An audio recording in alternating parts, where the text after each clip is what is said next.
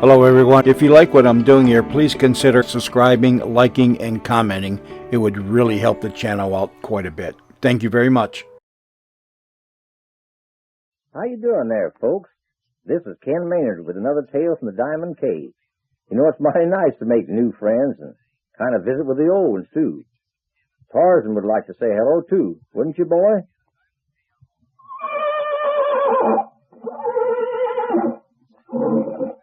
You know, that's his way of inviting you to visit with us for the next 15 minutes.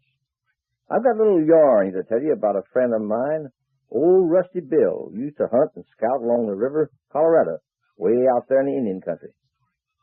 Well, sir, tack room door's open, so why don't you all come right on in? From the tack room of Ken Maynard's Diamond K Ranch, we're bringing you transcribed stories of adventures, stories of circus life, fascinating tales of the Old West where cowboys still follow the cattle trails, stories of rodeos and parades, colorful legends of the Red Man, hidden gold and buried treasure. The exciting tales from the Diamond K are told by Hollywood's champion of Western stars, internationally famous Ken Maynard. Now, when you meet a champion like Ken, you just know he's full of adventurous stories, real life stories, too. For did you know Ken Maynard holds the world's championship for trick riding?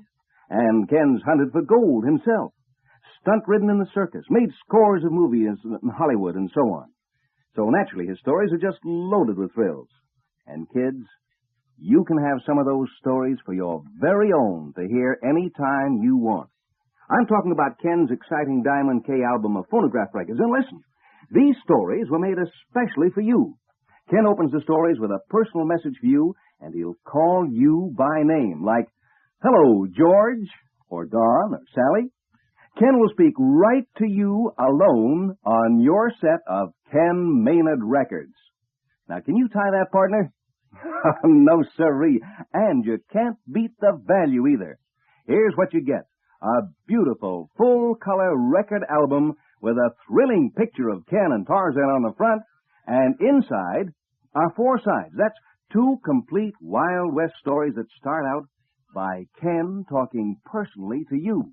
The 2 big 8-inch unbreakable pure vinylite records are standard 78 RPM speed for the regular familiar kind of phonograph, and they have pictures of Ken and Tarzan right on the records. And it's so easy to get them. All you do is send your name and address to Ken Maynard in care of this station and enclose a $1 bill. Just one, that's all. Just a $1 bill for ages of fun and enjoyment. Now, don't forget, you can't buy these records in any store because Ken makes them just for you, and he calls you by name right on the record.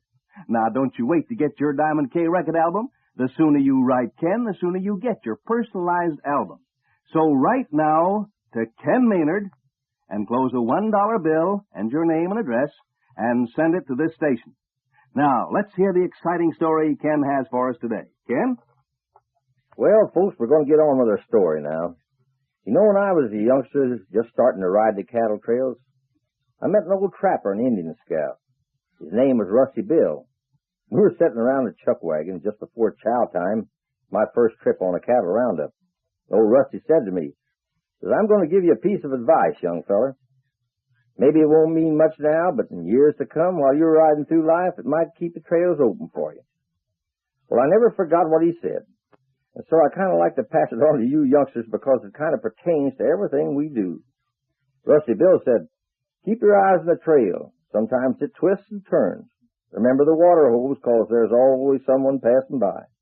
When you're not climbing the hills, remember it's rest, not speed, that gets you to the top. Watch the trees. They always bend with the wind. And when you're lost, don't keep pushing on. It's not too much trouble to go back and start all over again." Well, sir, from then on I spent much time as I could with old Rusty. He taught me a good deal about horses, guns, and men. I wasn't very old when I made my first trip from Colorado across the mountains and down into eastern Arizona. We were trailing a string of ponies. It was about the middle of the summer, and we were camping in a small ravine somewhere near the Little Colorado River. Old Rusty was frying a pan of bacon that smelled mighty sweet in the early evening air. I was sitting on a dead log alongside the mountain stream, watching a chipmunk dart in and out among the rocks. Then I heard old Rusty's voice call me. Ken, boy, come on over here. I reckon this is the prettiest country you ever saw, huh? Now take this very spot we're camping on. Nothing like it nowhere else in the world, he said. I've been following this trail back and forth and hunting and trapping for years. And most every time I've camped in this very spot. You can see the ashes and burnt rock all around. Come over here. I got up from the log and followed him to a big stone a dozen feet away. He looked at it and his wrinkled old face lit up with pride. See that stone with writing on it, son? Well, sir, I fixed that myself in 1901. Got my name and party I was taken through.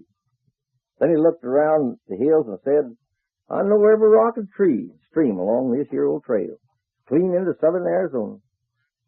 Look down the ridge, Ken. Do you see that old cabin? I couldn't be lonesome as long as I saw that once a year.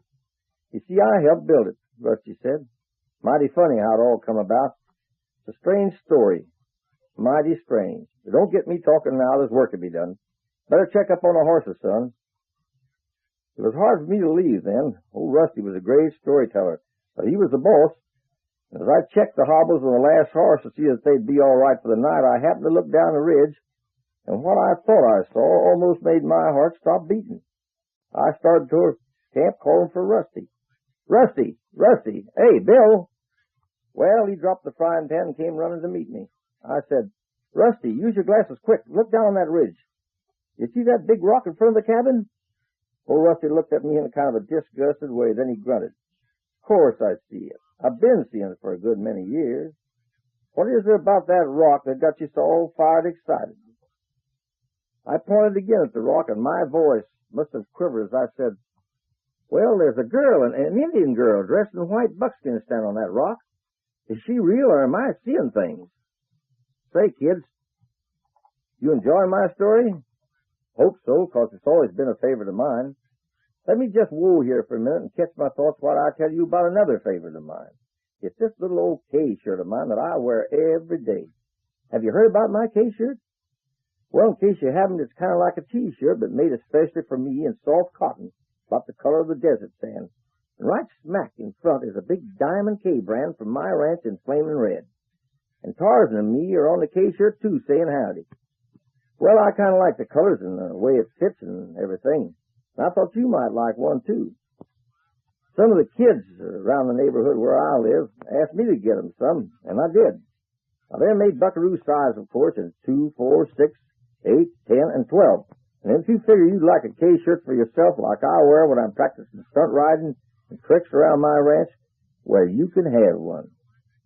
Let me know your name and address, and on account of the fellow that makes a man a millionaire, he says, would you enclose a $1 bill so he can make the shirt up special for you? Sounds kind of simple like. So if you want a real Western K-shirt like mine, send your name and address and $1 to this station. Fellow made me pay a whole lot more than that for the ones I wear, so it sounds like a mighty big value to me. Now quit gabbing and get on with the story. Well, sir, as Rusty Bill raised his glasses to look where I told him there was an Indian girl standing on the rock, he looked at me kind of strange-like for a minute. Then he focused on the spot, and sort of a quiver ran up and down his back. Then he finally turned to me and he said, the Shoshones must be going north again. He didn't talk for a while after that. Just started puttering around the campfire, doing little things and trying to prove to me that there was nothing unusual about an Indian girl standing on a rock as straight and still as a statue. Finally, a motion for me to put a couple of chunks of pine on the fire. Said he'd like to see it blaze up a little so it would make shadows among the trees. Then he said, now, Ken, can you bring that old stump of wood over here so I can lean my back against it?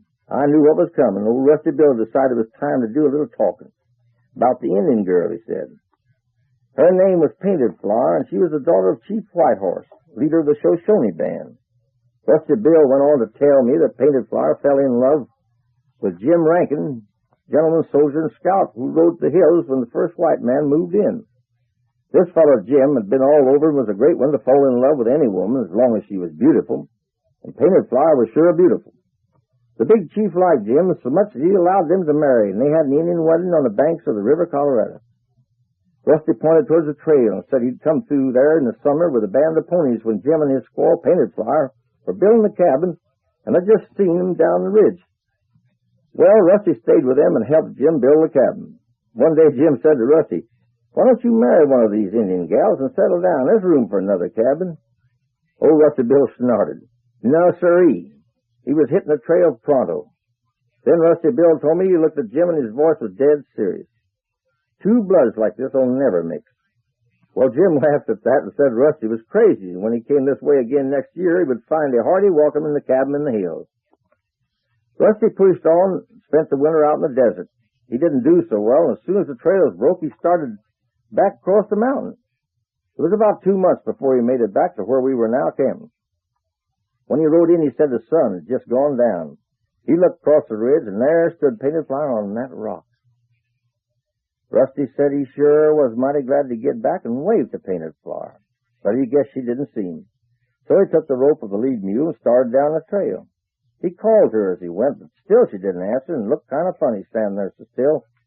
So he started to run down the trail, calling, but still she didn't answer. When he got there, he was plumb out of breath.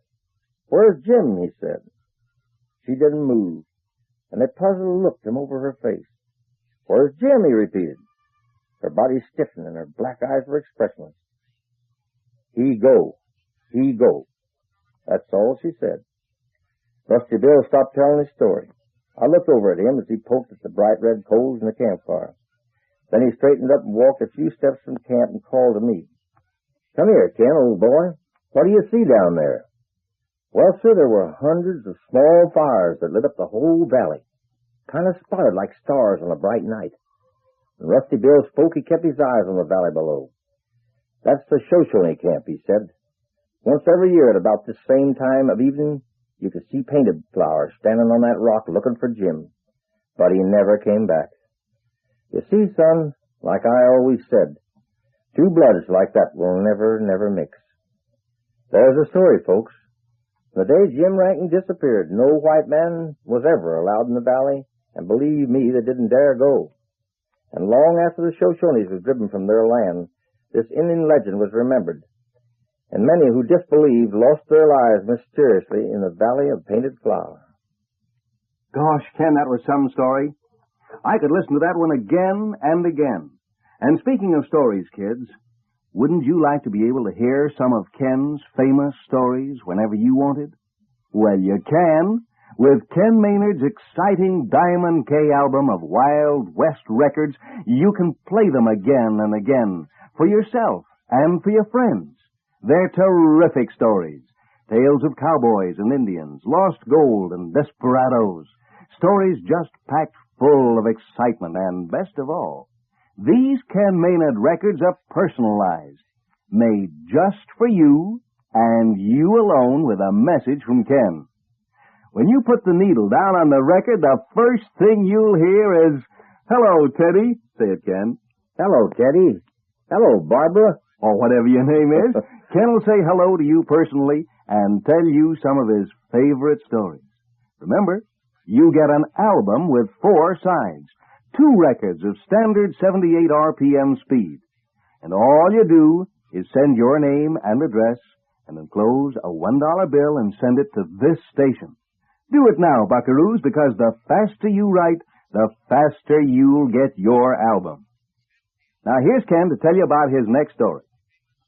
Well, folks, this is Ken Maynard and Tarzan closing the door of the Diamond Key Ranch tack room till next time we meet, and I'll tell you a mighty fascinating story then called The Oklahoma Kid. In the meantime, be sure to get your $1 bills in the mail for some real Western fun. You've been listening to Tales from the Diamond K, told by Ken Maynard, internationally famous cowboy and Hollywood's champion of Western stars. Tales from the Diamond K was transcribed and produced in Hollywood.